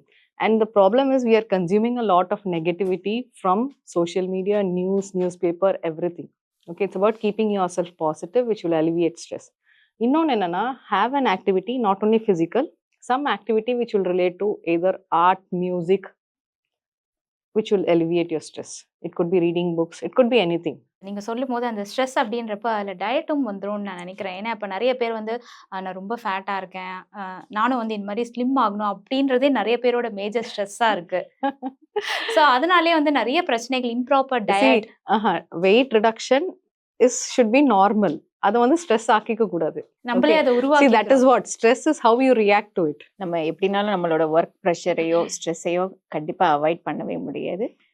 ஆனால் என்ன பண்ணலாம் அப்படின்னா, எப்படி நம்ம alcohol நமக்கு எப்படி stimulate பண்ணுதோ அதே மாதிரி நம்ம உடம்புல பாடிக்குள்ளேயும் என்டார்ஃபின்ஸ்னு ஒன்று உண்டு. அந்த என்டார்ஃபின்ஸ் வெளியில் ஆல்கஹால் கொடுக்குற எஃபெக்டை வந்து உள்ளுக்குள்ளே என்டார்ஃபின் கொடுக்கும். அந்த என்டார்ஃபின் நம்ம எப்படி உருவாக்குறதுனா சிம்பிள் எக்ஸசைஸ் அண்ட் மெடிடேஷன் மூலமாக. ஸோ நம்மளோட ஸ்ட்ரெஸ் லைஃப்லேயோ ஒர்க்கு டென்ஷனையோ நம்மளால் அவாய்ட் பண்ணவே முடியாது. அதோட சேர்த்துட்டு நம்ம இந்த மாதிரி ஒரு ஃபிசிக்கல் எக்ஸசைஸும் மெடிடேஷனும் பண்ணும்போது நம்ம என்டார்ஃபின் சுரந்து நம்மளால் பேலன்ஸ் லைஃப்பை லீட் பண்ண முடியும். And to add on to that, there is something called body dysmorphism. இப்போ வந்துட்டு all these young adolescents and young women who come on who you see, they have these really incredible standards because of the social media. இந்த மாதிரி இருக்கணும், this should be my waist size, or this should be the dress that I need to wear, or that that zero figure thing which took off on social media. I think all those things, proper counseling is required. because social media is something unattainable. In the standards வந்துட்டு that young adults and adolescents should not be exposed to these things. இப்போ பார்த்தீங்கன்னா இந்தியாவில் இப்போ வரைக்கும் அந்த restriction கிடையாது, but countries like Australia have banned social media for young adults and adolescents even up to the age of 16 years. அவங்களுக்கு அந்த எக்ஸ்போஜரே இருக்கக்கூடாது. It's disturbing them, it's creating some sort of stress. அதனால they've banned it for them. I think those kind of legislations are very important, and of course the parental support at home. இது வந்துட்டு to tell somebody இது வந்துட்டு ஒரு good BMI, ஒரு பாடி mass index இருக்கும். இந்த BMI உங்கள் ஹைட்டுக்கு இந்த வெயிட் கரெக்டு தான், இப்படி தான் நீங்கள் இருக்க போகிறீங்க. All human beings are not the same. ஒரு ஸ்டாண்டர்ட் ஒரு இண்டஸ்ட்ரி கிரியேட் பண்ணியிருக்க, ஒரு சோஷியல் மீடியா இஸ் கிரியேட்டட், ஒரு cinema is created, that is not the standard you need to reach to. ஒரு self esteem should be inculcated in women. That is the most important thing. We are ourselves and we do look good. That sort of self-esteem will take them a long way and they will not have that stress. So இப்போ பெண்கள் நிறைய பேர் வந்து late marriage, late pregnancy இதெல்லாம் பண்ணுறதுனால காமனான health இஷ்யூனா எதை highlight பண்ணுவீங்க? ஸோ காமனான health issue in late pregnancies வந்துட்டு ஃபர்ஸ்ட் வந்துட்டு சுகர் இஷ்யூ, டயபெட்டிஸ்ன்னு சொல்லுவோம். அதுக்கப்புறம் ஹை பிபி டியூரிங் ப்ரெக்னென்சி. இது ரெண்டுமே வந்துட்டு will have a lot of side effects and it's quite harmful. மதருக்கு கரெக்ட் கிடையாது அண்ட் அஃப்கோர்ஸ் அது குழந்தையும் நம்ம பாதிக்கும். ஸோ இது ரெண்டு வந்துட்டு நான் ஹைலைட் பண்ண விரும்புகிறேன் and it needs to be avoided. So please I would advice after 30. இன்னொன்று மோர் இம்பார்ட்டன்ட் திங் வந்துட்டு ஒரு பேபிக்கு ட்ரைசோமி சான்சஸ் அப்படின்னா குரோமோசோமல் அப்நார்மாலிட்டிஸ் அது வர chances are higher after 30 years of age. அதுதான் நமக்கு ஸ்டடீஸ் சொல்லுது. So any pregnancy before that is advisable. So இந்த ப்ரெக்னென்சி வந்து பிளான் பண்ணும்போது என்னென்ன விஷயங்கள் வந்து அந்த கப்பிள்ஸ் ஸ்பெஷலாக அந்த விமன் மைண்டில் வச்சுக்கணும்? ஸோ ஃபர்ஸ்ட் வந்துட்டு அகெயின் ஹெல்த்தி டயட்டுங்க, நல்லா சாப்பிடணும் அண்ட் ஹெல்த்தியாக சாப்பிடணும், நிறைய ஃப்ரூட்ஸ் அண்ட் வெஜிடபிள்ஸ் சேர்த்து சாப்பிடணும். That's number 1. அண்ட் இன்னொன்று வந்து ப்ரீ கன்செப்ஷன். இப்போ நம்ம ப்ரெக்னென்சி பிளான் பண்ணுறோன்னா நம்ம வெயிட் ஃபர்ஸ்ட் பார்க்கணும். அது வந்துட்டு good correct body mass index, அந்த பிஎம்ஐ எந்த அளவுக்கு இருக்கா, நம்ம ஹைட்டுக்கு தகுந்த வெயிட் நம்ம இருக்கோமா, that is also very important. அதனாலவே நிறைய டிசீசஸ் இன் ப்ரெக்னென்சி நம்ம அவாய்ட் பண்ணிக்கலாம். இன்னொன்று வந்து ப்ரீ கன்செப்ஷன் ஃபோலிக் ஆசிட். இந்த ஃபோலிக் ஆசிட்ன்றது ஒரு வைட்டமின். அது வந்து ரொம்ப ரொம்ப எசென்ஷியல் இன் ப்ரெக்னென்சி பிகாஸ் இது வந்துட்டு குழந்தையோட பிரெயின் டெவலப்மெண்ட்க்கு அது ரொம்ப ஹெல்ப் பண்ணும். அண்ட் எனி நியூரல் டியூப் டிஸார்டர்ஸை அது ப்ரிவெண்ட் பண்ணுறதுக்கு தடுக்கிறதுக்கு இந்த ஃபோலிக் ஆசிட் நம்ம கொடுப்பாங்க. ஸோ ப்ரீ கன்செப்ஷனலாக இது வந்துட்டு ஃபோலிக் ஆசிட் நம்ம எடுத்தோன்னா இது வந்துட்டு ப்ரிவெண்ட் பண்ணலாம். அது ஒன்று. And preconceptional yoga and exercise just to reduce the stress and keep the mind and body healthy. Actually அது கன்செப்ஷனுக்கு கூட நமக்கு ரொம்ப ஹெல்ப் பண்ணும். அண்ட் போஸ்ட் ப்ரெக்னன்சியில் வர இஷ்யூஸ் நீங்கள் சொல்லுங்கள்.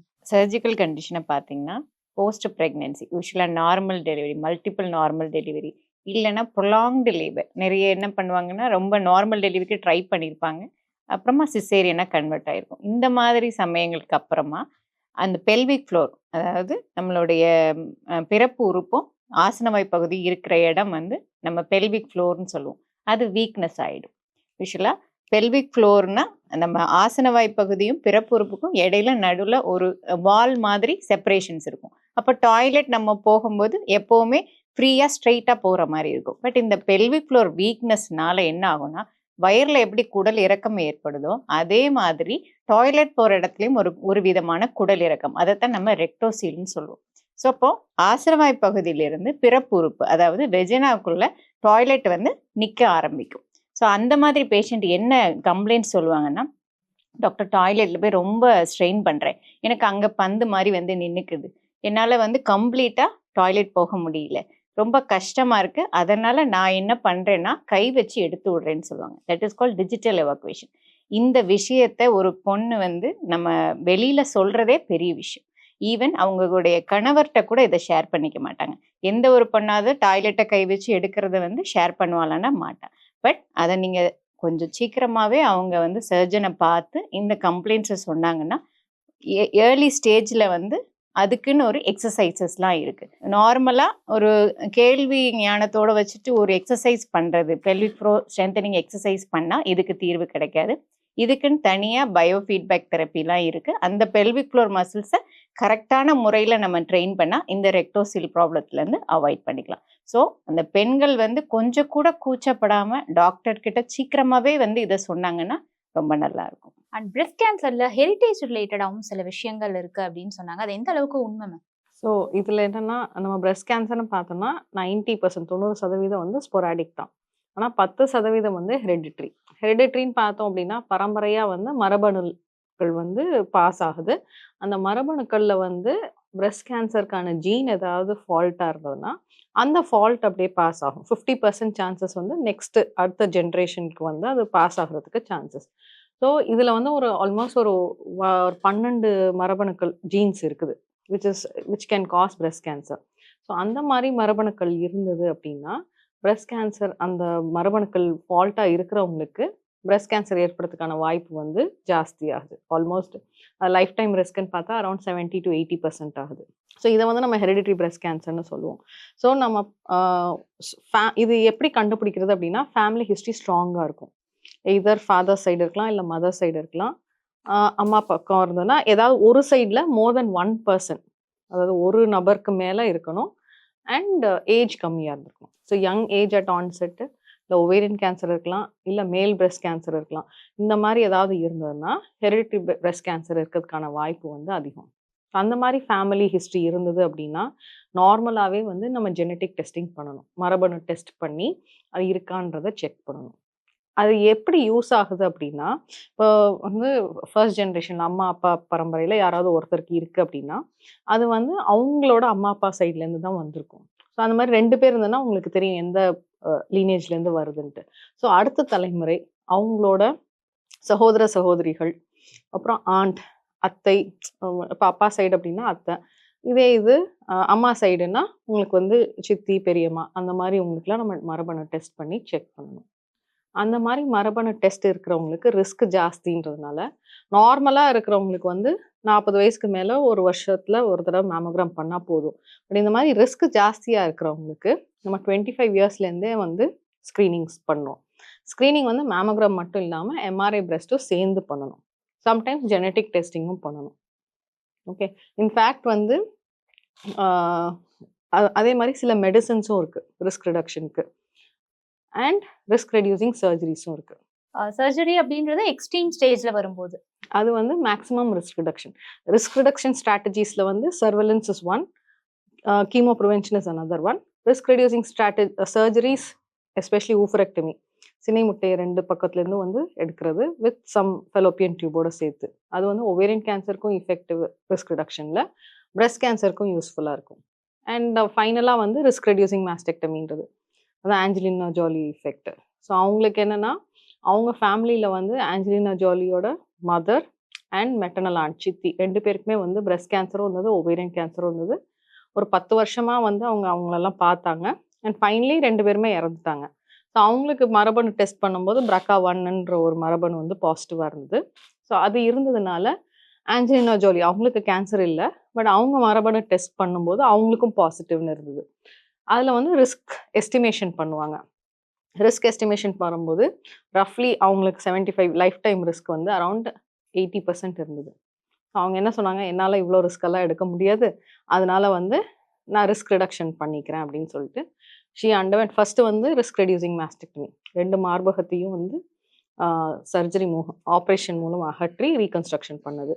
2 வருஷம் கழிச்சு ஊஃபரெக்டமி, ஃபேமிலிலாம் கம்ப்ளீட் ஆனதுக்கப்புறம் ஓவரிஸையும் சேர்த்து எடுத்தாங்க. அது எடுத்துக்கிறது சேஃபா? எடுத்துக்கிறது maximal risk reduction, safest option. Okay, இது எல்லாருக்கும் கிடையாது. ஸோ இது வந்து யாருக்கு அது யூஸ்ஃபுல்லோ, so hereditary breast cancer with high risk அந்த மாதிரி இருக்கவங்களுக்கு இது ஒரு ஆப்ஷன். ஸோ இப்போ இருக்கக்கூடிய இன்னொரு விஷயம் டயட் பேலன்ஸாக இருக்கணும்னு சொல்லி எல்லா டாக்டர்ஸும் ரெஃபர் பண்ணீங்க இல்லையா? ஸோ அந்த பேலன்ஸ் டயட் வந்து ஒரு ஏஜ் குரூப்லையும் பெண்களுக்கு மாறுமா? இப்போ 20 வயசு வரைக்கும் இந்த பெண்கள் வந்து இந்த மாதிரியான டயட் ஃபாலோ பண்ணணும், 30 வயசுல இந்த மாதிரியான டயட் ஃபாலோ பண்ணணும், ஆஃப்டர் ப்ரெக்னன்சி இப்படி அந்த மாதிரி இருக்காங்க? So especially during and after pregnancy வந்து iron and calcium rich food வந்துட்டு நாங்கள் ரெக்கமெண்ட் பண்ணுறோம். ஓகே. பிகாஸ் ப்ரெக்னென்சியில் என்ன ஆகும்னா physiological anaemia of pregnancy is a thing. அதில் வந்துட்டு ப்ரெக்னென்சினால கூட since the iron content needs to go to the baby, அது வந்துட்டு கம்மியாயிட்டே வரும். ஸோ அதனால in pregnancy iron calciums tablet தவிர நம்ம ஃபுட் கூட அதிகமாக அயர்ன் கண்டென்ட் இருக்கிற ஃபுட் நம்ம எடுத்துக்கணும். Anything with jaggery, meat, and green leafy vegetables கீரைன்னு சொல்லுவாங்க. இது எல்லாமே எடுத்துக்கிட்டா டேட்ஸ் இது எல்லாமே very good during pregnancy and after pregnancy because after pregnancy mother will breastfeed. So அப்போ வந்துட்டு calcium is very very important. நம்ம milk and eggs all those rich in calcium madam already சொன்னாங்க. So this is the diet I would recommend during and after pregnancy. So gastric issue வந்து விமென்க்கு வந்து காமனாகவே இருக்கு. இந்த நெஞ்செரிச்சல், அப்புறம் இந்த அங்கங்கே கேஸ் ஃபார்ம் ஆயிக்கிறது, இந்த இஷ்யூஸ் வந்து எந்த ஏஜ்ல ஸ்டார்ட் ஆகும்? கேஸ் ஃபார்ம் ஆகிறதுக்குன்னு ஒரு ஏஜ்லாம் அப்படி கிடையாது. கிடையாது. ஸோ ஒரு ஒவ்வாத உணவுகள் சாப்பிடும்போது குழந்தைங்கள்லேருந்து வயசானவங்க வரைக்கும் கேஸ் ப்ராப்ளம் இருக்க தான் செய்யும். பட் இப்போ ரீசெண்டாக இந்த ஃபாஸ்ட் ஃபுட்டு கல்ச்சர் வந்ததுனாலையும் சரி, நிறைய வந்து ஆல்கஹால் யூசேஜஸும் இப்போ மேல்னாலும் சரி ஃபீமேல்ஸ்னாலும் ஆல்கஹால் எடுக்க ஆரம்பிக்கிறாங்க. அப்போ என்ன ஆகும் அப்படின்னா, இரைப்பை பக்கத்தில் உணவுகளுடன் ஜாயின் பண்ணுற இடம் வந்து கொஞ்சம் ரிலாக்ஸ் ஆகிடும். அப்போ உங்களுக்கு எதிர்க்களிப்பு அதிகமாகும். அதைத்தான் நம்ம கேஸ்ட்ரோ ஈசபைகல் ரிஃப்ளெக்ஸ் டிசீஸ்ன்னு சொல்கிறோம். இதனாலேயே அவங்களுக்கு எரிச்சல் ஜாஸ்தியாகும். அதாவது உணவுக்குள்ளேருந்து இரைப்பைக்கு ஃபுட்டு போயிடுச்சுன்னா ரிட்டன் மேலே வரக்கூடாது. பட் ஆல்கஹால்னாலையும் எக்ஸஸ் ஆஃப் அதாவது உடலில் பருமன்னாலையுமே அந்த ஆங்கிள் மாறும்போது சாப்பிட்டதுக்கப்புறம் இரைப்பைக்கு போனதுக்கப்புறம் எதிர்கழிச்சு மேலே வரும். இப்படி வரும்போது அந்த அசிடிட்டி மாறும்போது அவங்களுக்கு வந்து GRT problem, gastritis problem continue ஆகுது. ஸோ தேவையில்லாத நேரங்களில், அதாவது லேட் நைட் ஃபுட்ஸு இல்லை ஜங்க் ஃபுட்ஸு, ஆல்கஹால் அதிகம், இதெல்லாம் எடுத்துக்காம இருந்தாங்கன்னா இந்த ஜிஆர்டிலேருந்து நம்ம தப்பிச்சுக்கலாம். ஆல்கஹால்னு சொல்லும்போது இப்போ நிறைய கேர்ள்ஸ் வந்து ஸ்மோக் பண்ணுறதை நம்ம கண்ணாலே பார்க்க முடியுது. நார்மலாகவே ஸ்மோக்கிங் வந்து ரொம்ப கெடுதல். அதுவும் கேர்ள்ஸ் ஸ்மோக் பண்ணும்போது அவங்களுக்கு என்ன மாதிரியெல்லாம் அந்த பாதிப்புகள் உள்ளே ஏற்படும்?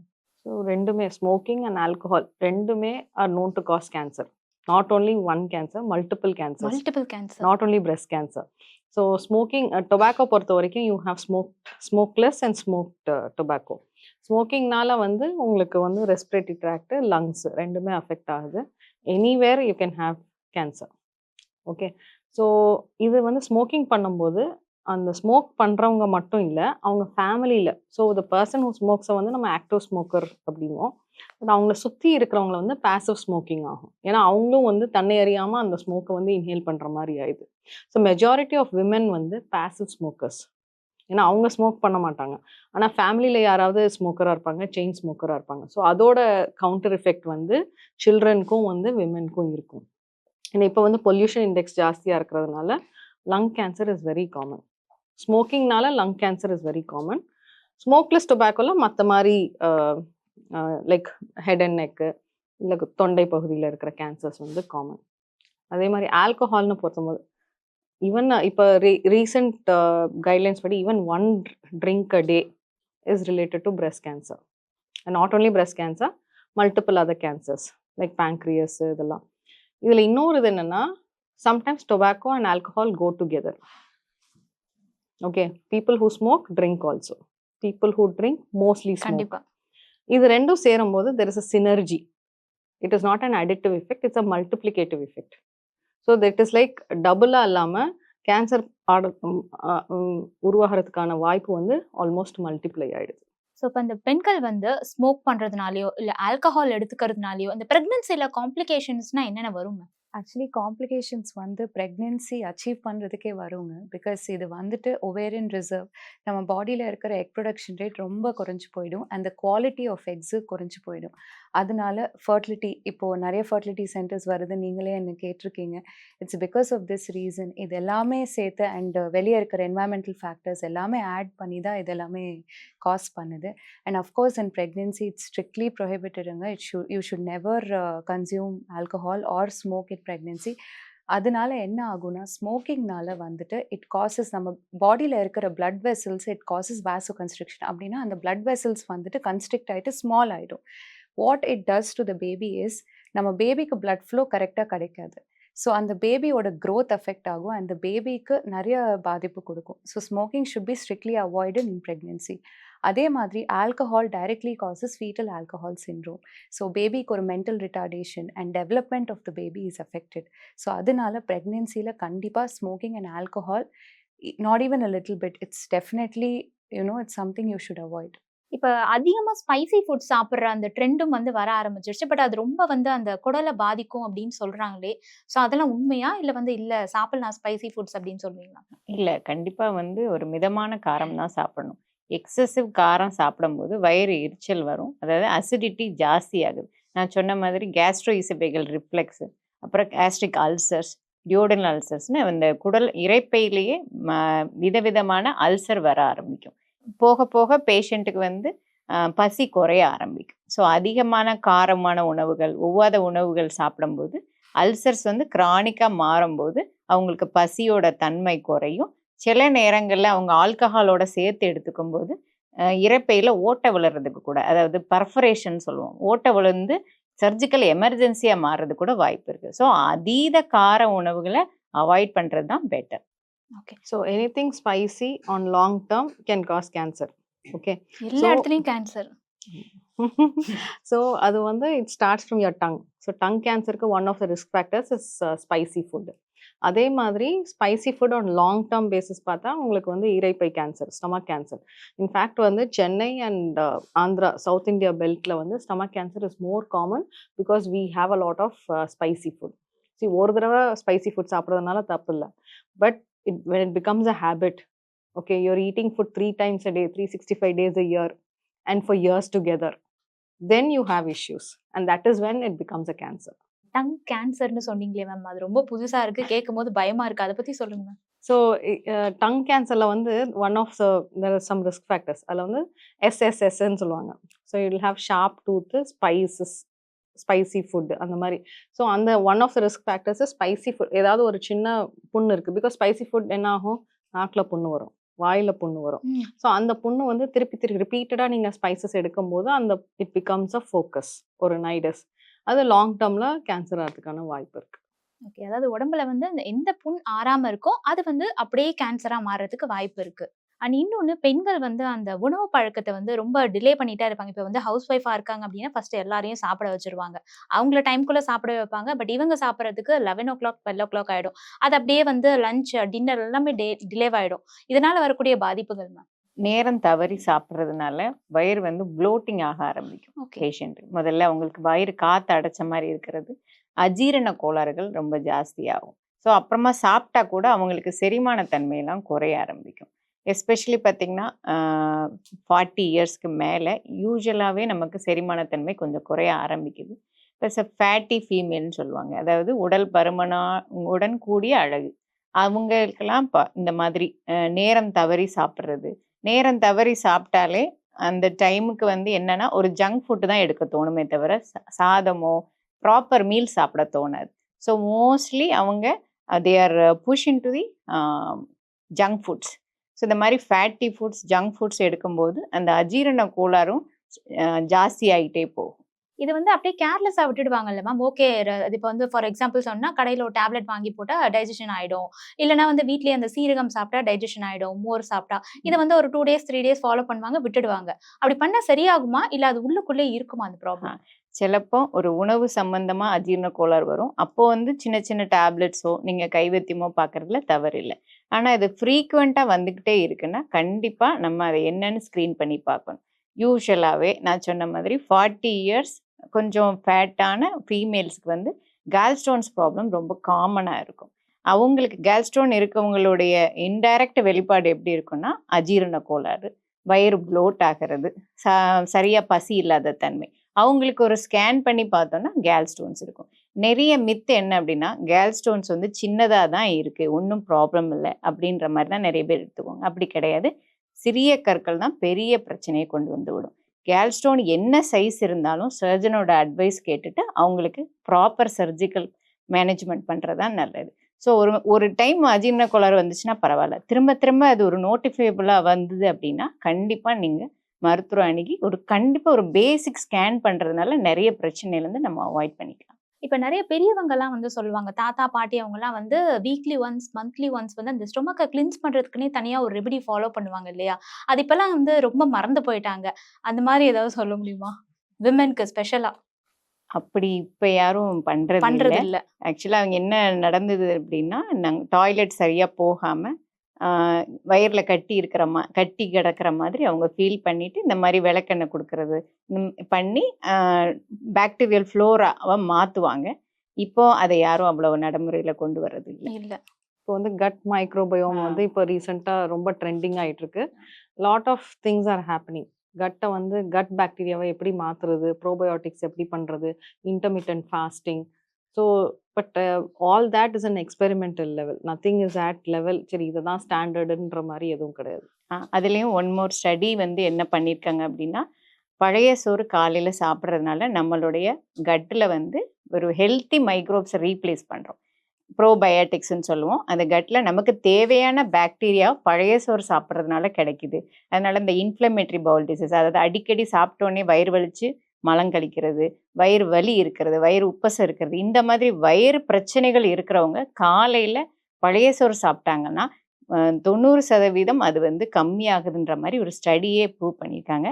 பழைய சோறுனா நைட்டு வந்து சாதம் சமைச்சிட்டு ஒரு மண்பானையில் தண்ணி ஊற்றி மூடி வச்சுட்டா அவங்க மறுநாள் காலையில் அதை வந்து நம்ம ஒரு தயிர் கூடையோ இல்லை ஆனியன் கூடையோ எடுத்துக்கிட்டாங்கன்னா most of the gut problem வந்து சரியாகுதுன்னு சர்வே சொல்லுது. அது ரொம்ப சிம்பிளா இருக்கு, நம்ம சமைக்க வேண்டிய அவசியமும் இல்லைல்ல மேம். அந்த பழைய சாதமே அப்பார்ட்மெண்ட்ஸில் இருக்கிறவங்களுக்கு ஒரு எஃபெக்ட் கொடுக்கும், வில்லேஜில் இருக்கவங்களுக்கு ஒரு எஃபெக்ட் கொடுக்கும். பழைய சோறு வந்து புளிக்க வைக்கிறதுக்கு அந்த என்விரான்மெண்டல் பாக்டீரியாஸ் யூஸ் பண்ணுது. ஸோ இடத்துக்கு இடம் அந்த பழைய சோரோட எஃபெக்ட் மாறும். பட் அப்படின்னாலும் ஒரு பேசிக் அப்பார்ட்மெண்ட்டில் நம்ம வந்து பழைய சோறு சாப்பிட்டாலுமே நம்ம கட் வந்து ஹெல்த்தியாக இருக்கும்.